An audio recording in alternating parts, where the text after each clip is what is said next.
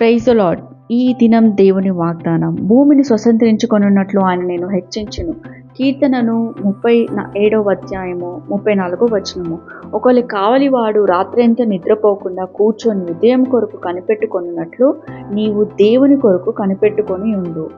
ఆయన మార్గం అనుసరించుము. అప్పుడు నీవు భూమి అను వాగ్దాన దేశమైన పరలోక రాజ్యమును స్వతంత్రించుకొనున్నట్లు నీ దేవుడైన యెహోవా నిన్ను హెచ్చించును.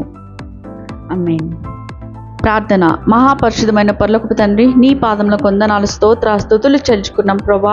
అయ్యా, మీరు మాకిచ్చిన జీవితంలో ప్రతి దినము ఉదయము మధ్యాహ్నము సాయంకాలం ఎడతెగక ప్రార్థించే బుద్ధిని మాకు ఇవ్వమని మొరపెడుతున్నాం ప్రభా.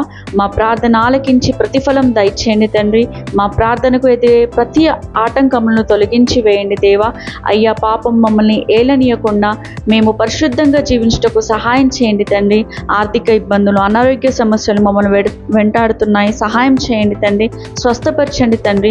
మీరు చేసిన మేలును బట్టి ప్రతి దినం మిమ్మల్ని స్తుతిస్తూ మీ అద్భుత క్రియలను, ఆశ్చర్య కార్యములను అనేకులకు వివరిస్తూ మా కొరకు మీరు చేసిన త్యాగంను, మీ రాకడను జనులకు ప్రకటిస్తూ మీకు ప్రియమైన శిష్యులుగా జీవించే ధన్యత మాకు ఇవ్వమని వేడుకుంటున్నాను నా తండ్రి.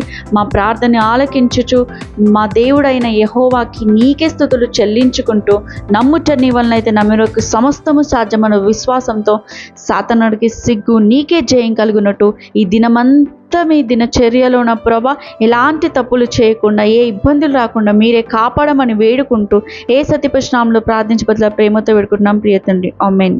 Praise the Lord. Thank you.